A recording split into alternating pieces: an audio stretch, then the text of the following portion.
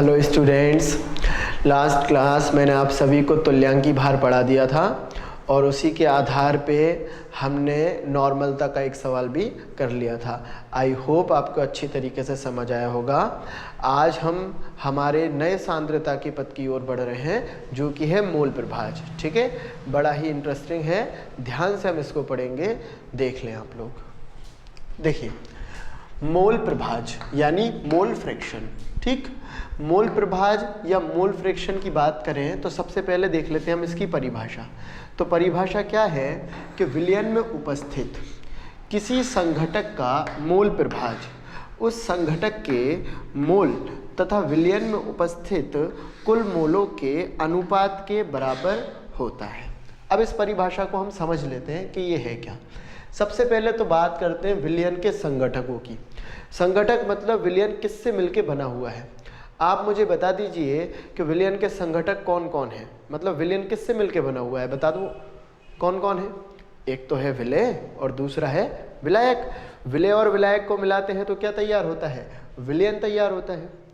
तो विलयन के संघटक से मेरा मतलब होता है विलेय या फिर विलायक से, जिनसे विलयन बना हुआ है। तो विलयन में उपस्थित संघटक, संघटक से मतलब क्या है, या तो विलेय या फिर विलायक, दोनों में से किसी का भी जो मोल प्रभाज है उस संघटक के मोल तथा विलयन में उपस्थित कुल मोलों के अनुपात के बराबर होता है। ये हमारे मोल प्रभाज की परिभाषा है।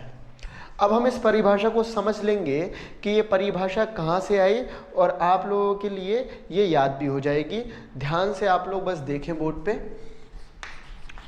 मैं आपको परिभाषा समझाने की कोशिश करता हूँ और मोल प्रभाज में हम आगे बढ़ते हैं। ठीक, सबसे पहले अगर हम बात करें विलयन की, तो विलयन दो संघटकों से मिलके बना हुआ है। दो संघटक होते हैं विलयन के, जैसा कि आप लोगों के लिए पहले से ही पता हुआ है। एक तो होता है विलायक और दूसरा होता है विलेय।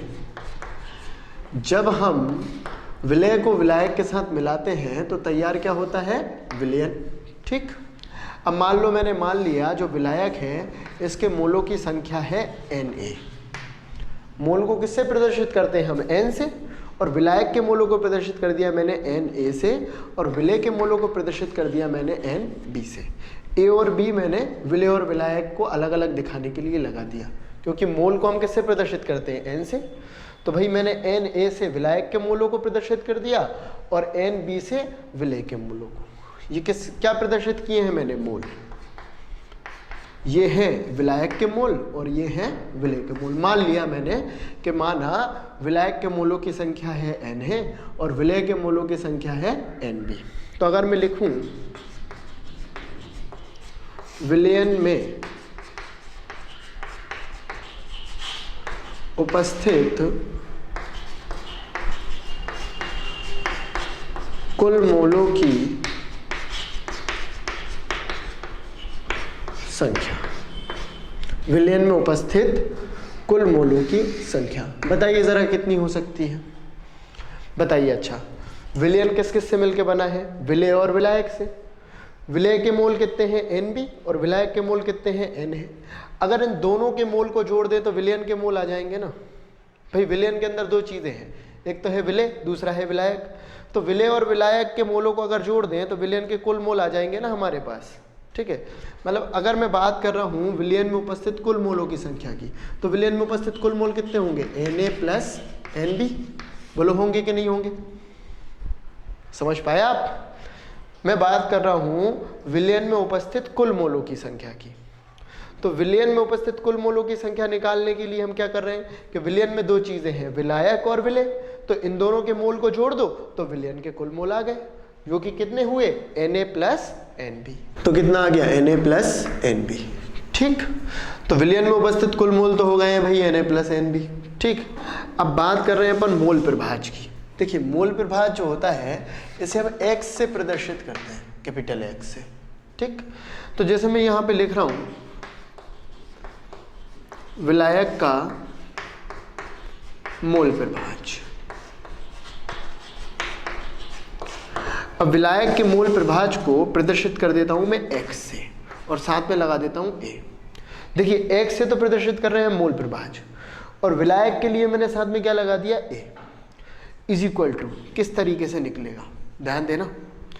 विलायक के मोल कितने हैं बताना, Na डिवाइडेड बाय कुल मोल कितने हैं विलयन में उपस्थित, Na प्लस Nb। अभी मैं समझा रहा हूं आपको, ये निकल गया हमारे पास विलायक का मोल प्रभाज। इसी चीज से अभी हम परिभाषा भी समझने वाले हैं। आप ध्यान दें जरा, विलायक का मोल प्रभाज कैसे निकाल रहे हैं हम, विलायक के मोलों की संख्या बटे विलयन में उपस्थित Na प्लस Nb क्या है, विलयन में उपस्थित कुल मोलों की संख्या। विलायक के मोलों की संख्या और विलयन में उपस्थित कुल मोलों की संख्या, इसी अनुपात के बराबर क्या है, मोल प्रभाज। ठीक, तो यही तो मैंने परिभाषा लिखी है कि विलयन में उपस्थित किसी भी संघटक, किसी भी संघटक से मेरा मतलब है या तो विलय हो सकता है या विलायक का जो मोल प्रभाज होता है, विलयन में उपस्थित किसी भी संघटक का जो मोल प्रभाज होता है, जैसे ये मोल प्रभाज, ठीक, वो उस संघटक के मोलों की संख्या, कहने का मेरा मतलब है कि जैसे मैं विलायक का मोल प्रभाज निकाल रहा हूँ तो विलायक के मोलों की संख्या, ठीक है, उस संघटक के मोलों की संख्या, मतलब जिस संघटक का मोल प्रभाज निकाल रहे हैं उसके मोलों की संख्या, तथा विलयन में उपस्थित कुल मोलों की संख्या, विलायक के मोलों की संख्या बटे विलयन में उपस्थित कुल मोलों की संख्या के क्या, अनुपात के। ये भाग में ले रहे हैं हम, यानी क्या ले रहे हैं, अनुपात। समझते हैं ना आप लोग इतना, ये क्या ले रहे हैं हम, अनुपात। अनुपात के क्या होता है, बराबर होता है। समझ पाए इस चीज को, एक बार और देख लें ध्यान से। विलयन में उपस्थित किसी भी संघटक का, या तो वो विलय या फिर विलायक, किसी भी संघटक का क्या, मोल प्रभाज, क्या बोलो, मोल प्रभाज, उस संघटक के मोलों की संख्या तथा विलयन में उपस्थित कुल मोलों की संख्या के अनुपात के बराबर होता है। ठीक, चलो मैं एक बार और आपके लिए विलय का मोल प्रभाज और निकाल के बताता हूं। विलय का मोल प्रभाज,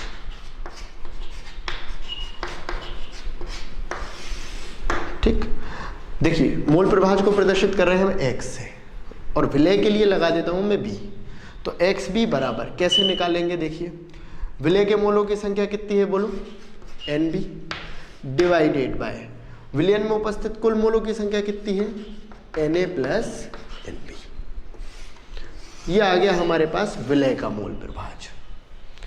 मतलब किसी भी संघटक का आपके लिए मोल प्रभाज निकालना है, अगर विलय का निकालना है तो विलय के मोल बटे कुल मोल, और अगर विलायक का निकालना है तो विलायक के मोल बटे कुल मोल।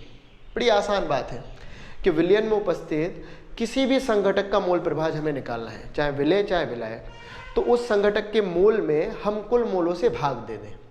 कहने का मतलब विलयन में उपस्थित किसी भी संघटक का मोल प्रभाज उस विलयन में उपस्थित उस संघटक के मोल और विलयन में उपस्थित कुल मोलों की संख्या के अनुपात के बराबर होता है।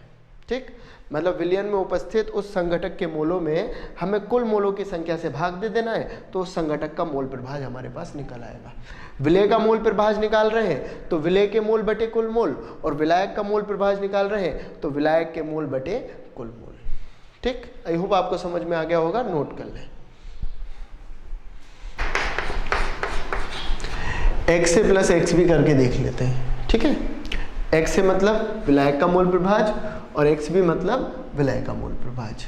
ठीक है, x से का मान मैंने अभी निकाला था, क्या निकला था बोलो, Na divided by Na plus Nb, और xb का मान क्या निकाला था हमने बताइए, Nb divided by Na plus Nb।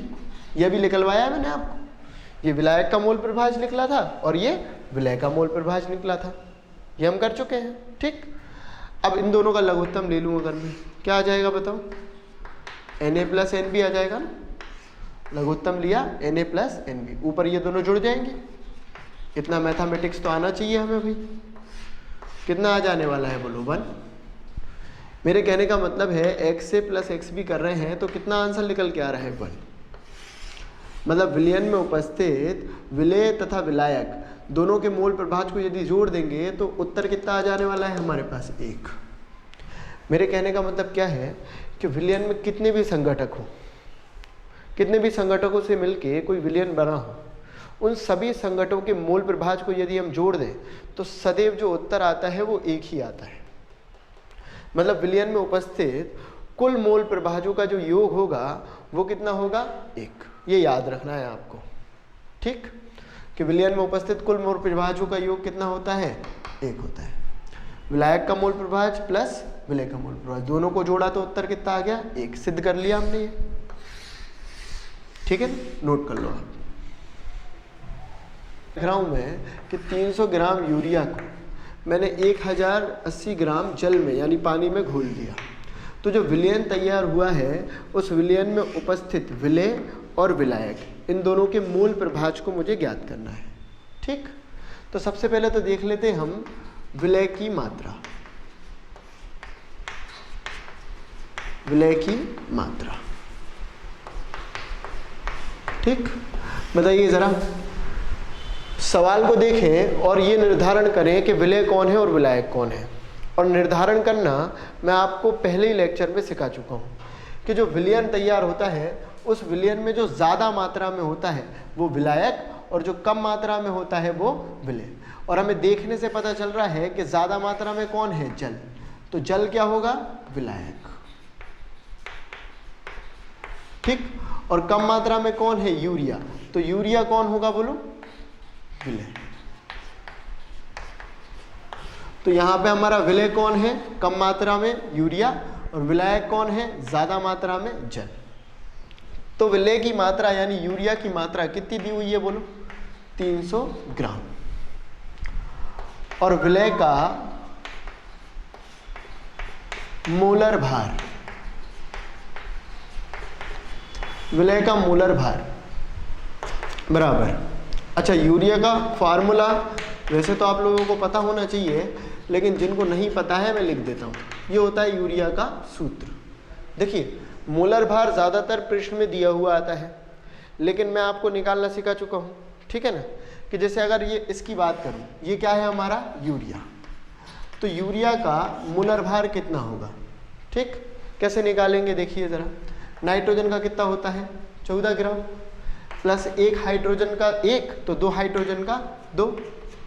Carbon का कितना होता है? 12 ग्राम। ऑक्सीजन का कितना होता है? 16 ग्राम। फिर से नाइट्रोजन आ गया, कितना होता है? 14 ग्राम। फिर 2 हाइड्रोजन, तो एक हाइड्रोजन का 1 तो 2 हाइड्रोजन का 2। तो टोटल करेंगे ये तो आ जाएगा 60 ग्राम। ये हो गया यूरिया का मोलर भार। एक बार और देख ले, देखिए नाइट्रोजन का 14 ग्राम, एक हाइड्रोजन का 1, 2 हाइड्रोजन का 2, कार्बन का 12 ग्राम, फिर ऑक्सीजन का 16 ग्राम, फिर नाइट्रोजन का 14 ग्राम, फिर हाइड्रोजन का 2 हाइड्रोजन का 2 ग्राम। तो टोटल कितना हो जाएगा? 60 ग्राम। ठीक, तो ये तो हो गई विलय की मात्रा जो हमें सवाल में दी हुई है। ये हो गया विलय का मोलर भार जो कि हमने निकाल लिया। अब किसी भी चीज़ के मोल निकालने का सूत्र क्या होता है बताएं जरा। अगर मैं निकाल रहा हूँ विलय के मोल, और अभी मैंने आपको बताया था कि विलय के मोलों को किससे प्रदर्शित किया था हमने? NB से किया था। विलय के मोलों की संख्या को NB से प्रदर्शित किया था। ठीक, बताइए कैसे निकालते हैं मोल? बोलो। मात्रा बटे मोलर भार, यही होता है मोल का सूत्र। किसी भी चीज़ के मोल निकालने के लिए उसकी दी गई मात्रा में उसके मोलर भार से भाग दे देना है। तो क्या लेकर आएंगे हमारे पास? मोल लेकर आएंगे। सही है। तो आप मुझे बता दीजिए ज़रा कि विलय की मात्रा कितनी दी गई है आपको सवाल में? 300 ग्राम बटे मोलर भार कितना निकाल लिया हमने? 60 ग्राम। कैंसिल आउट करेंगे आप, 5 आ जाएंगे। यानी जो विलय के मोलों की संख्या है, विलय के मोल हैं जिनको हम NB से प्रदर्शित कर रहे हैं, वो कितने निकले? 5। ठीक, विलय के मोल निकाल लिए। आगे बढ़ते हैं। विलायक के मोलों की संख्या, विलायक के मोलों की संख्या। तो विलायक के मोलों की संख्या निकालने के लिए हम क्या कर रहे हैं कि सबसे पहले विलायक के मोलों की संख्या निकालने के लिए हम लिख रहे हैं विलायक की मात्रा, जो कि हमें सवाल में दी गई है। विलायक यानी क्या? जल। कितनी दी गई है विलायक की मात्रा बताइए? 1080 ग्राम। ठीक, दूसरा आता है विलायक का मोलर भार। देखिए विलायक की मात्रा तो हमें सवाल में दे दी गई है, अब बात कर रहे हैं विलायक के मोलर भार की। तो विलायक का मोलर भार, विलायक यानी क्या, H2O, ठीक है ना। अब H2O का मोलर भार कैसे निकलेगा बताएं ज़रा। कितने हाइड्रोजन है, 2, 2 हाइड्रोजन मतलब कितना, 2 ग्राम, और 1 ऑक्सीजन मतलब कितना, 16 ग्राम। तो टोटल करेंगे तो कितना आ जाएगा, 18 ग्राम। विलायक की बात हो रही है, विलायक यानी क्या, H2O, और H2O का मोलर भार कैसे निकाल रहे हैं, 1 हाइड्रोजन का 1, 2 हाइड्रोजन का 2, और ऑक्सीजन का कितना, 16। पहला आप लोगों ने दोनों को जोड़ा तो कितना आ गया हमारे पास, 18 ग्राम। ठीक, नोट कर लें आप। विलायक का मूल प्रभाज निकालने के लिए हम निकाल रहे हैं विलायक के मूल। और किसी भी चीज़ के मोल निकालने का तरीका क्या होता है बताइए, मात्रा बटे मोलर भार। हम विलायक के मोलों की संख्या निकाल रहे हैं जिसको मैंने प्रदर्शित किया था Na से। Na यानी विलायक के मोलों की संख्या, और किसी भी चीज़ के मोल निकालने के लिए सूत्र क्या होता है, मात्रा बटे मोलर भार। तो विलायक के मोल निकाल रहे हैं मात्रा बटे मोलर भार से। विलायक की मात्रा कितनी दी हुई है बताइए, सवाल में दी हुई है। विलायक यानी जल की मात्रा दी है 1080, और मोलर भार मैंने अभी आपके लिए निकलवाया कितना, 18 ग्राम। इससे इसको काटूंगा 6 बार जाएगा, यहाँ पे आ जाएंगे 60 मोल। विलायक के मोल जिसको मैं Na से प्रदर्शित कर रहा हूँ, विलायक यानी जल, जल के मोल जिसको Na से प्रदर्शित कर रहा हूँ, वो कितने निकल के आ गए, 60। ठीक, अब हमारे पास विलेय के मोल भी हैं और विलायक के मोल भी हैं। विलेय के मोल भी हमने निकाल लिए और विलायक के मोल भी निकाल लिए। अगर आप विलेय और विलायक दोनों के मोल निकाल लें तो उसके बाद फिर मोल प्रभाज निकालना बहुत आसान हो जाएगा। मोल प्रभाज के सवाल करने में सबसे पहले आपको विलेय और विलायक इन दोनों के मोल की ही गणना करनी है, जो कि बड़ी आसान है। सूत्र से हम पहले भी सीख चुके हैं। मोल निकालने का सूत्र क्या होता है, मात्रा बटे मोलर भार, और आप इसको करके आसानी से मोल निकाल सकते हैं। और अगर हमने एक बार विलेय और विलायक दोनों के मोल निकाल लिए तो हमारे पास मोल प्रभाज निकालना बहुत आसान हो जाएगा। मैं निकाल रहा हूँ विलायक का मोल प्रभाज। ठीक, विलायक के मोल प्रभाज को प्रदर्शित कर दें हम XA से, और सूत्र क्या था बताना ज़रा, Na divided by Na plus Nb। बोलो, यही था। X से बराबर क्या था, Na divided by Na plus Nb। ये सूत्र था विलायक के मोल प्रभाज का। बताइए ज़रा, Na यानी विलायक के मोल कितने निकाल लिए मैंने, 60 divided by Na 60 plus Nb यानी विलेय के मोल कितने निकाले थे बताइए, 5 निकाले थे ना। Na कितना निकाला है हमने, 60, और Nb कितना निकाला है, 5, 65। अब 5 से अगर इसको काटो तो ऊपर आ जाने वाला है 12 और नीचे आ जाने वाला है 13। तो XA बराबर उत्तर आ गया 12/13। ठीक, ये हमारा आ गया उत्तर। अब अगर बात करें मोल प्रभाज की इकाई की, तो मैं आपको बता दूं कि मोल प्रभाज की कोई इकाई नहीं होती। ठीक है ना, तो जो मोल प्रभाज है वो यूनिट लेस है, इसकी कोई इकाई नहीं है। ठीक है ना, तो सीधा उत्तर क्या लिख देंगे हम, XA यानी विलायक का मोल प्रभाज कितना निकल के आया, 12/13। इसके बाद निकाल रहा हूँ विलेय का मोल प्रभाज।